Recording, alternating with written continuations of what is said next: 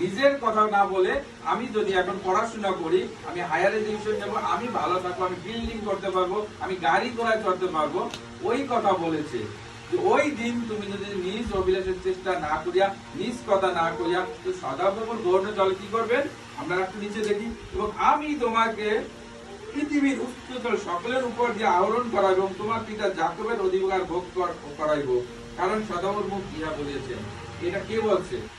ঈশ্বর বলছে, বাইবেল থেকে বলছে। আমি কি আমার বাইবেল থেকে বলেছি? আমি এই বাইবেলটা পাঠ করব, এটা আপনার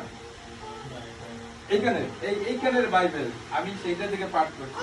আপনারা এই বাইবেল থেকে পাঠ করবেন এবং এখান থেকে দেখবেন। হ্যাঁ, আপনার ছেলে মেয়ে হয়তো দেখা গেছে একদিন স্কুলে যদি না যায়, হ্যাঁ, দেখা গেছে যে আপনার ছেলে মেয়ে ফেল করবে না, হয়তো একটু গ্রেড কমে, কিন্তু ঈশ্বর যদি চায় আপনাদেরকে প্রচুর পরিমাণে আশীর্বাদ করতে পারে, যে আশীর্বাদের ঝর্ণা দ্বারা আপনারা কি করবে, আপনারা উপচিয়া পড়বে, এত উপচিয়া পড়বে আপনারা ধারণাও করতে পারবেন না।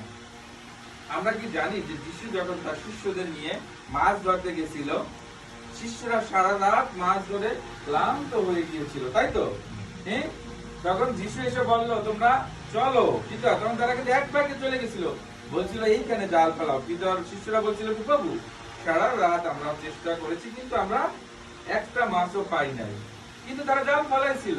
আমরা জানি কি হয়েছিল, ঘটনা জানি, এত পরিমাণে মাছ উঠেছিল, তাদের নৌকাতে ধরতেছিল না, উঠাইতে পারছিল না। তারা কি আশেপাশে যারা ছিল, ঈশ্বর যদি আমাদের নৌকায় থাকে, আমাদেরও আশীর্বাদ এরকমই হবে। ঠিক আছে, আমরা আশীর্বাদ, কিন্তু ঈশ্বর বলছিল তোমরা ফলো মি, তোমরা আমাকে অনুসরণ করো। তারা কি মাছের দিকে অনুসরণ করেছিল? মাছকে ফলো করেছিল যে না আমাদের প্রভু, আমাদের নৌকায় অনেক মাছ আছে, অনেক মাছ, এই মাছগুলো বিক্রি করতে হবে, এটা পচে যাবে, নষ্ট হয়ে যাবে, বলছিল তোমরা আমাকে ফলো করো।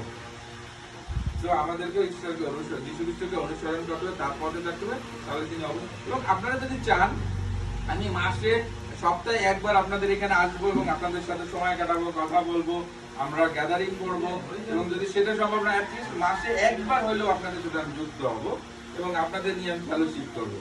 কারণ আপনাদের সহযোগিতা থাকতে হবে, যদি আপনারা থাকেন, ছোট ছোট সোনামণিরা থাকে, অবশ্যই আমরা একসাথে কাজ করতে পারবো। এবং আপনাদের আশেপাশে আরো যারা আছে নন খ্রিস্টান যদি থাকে, তাদের কাছেও আপনারা কাজ করতে পারেন। কারণ ঈশ্বরের পক্ষে কাজ শুধু আমার আর এই জনসন বাবু, এই যে পালক বাবু এর নয়, আমাদের সকলের।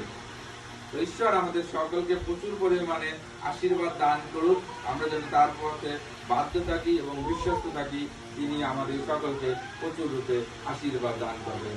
ইমানুয়েল। ধন্যবাদ দিই যে দাদা ঈশ্বরের বাক্য থেকে জড়িত হচ্ছে।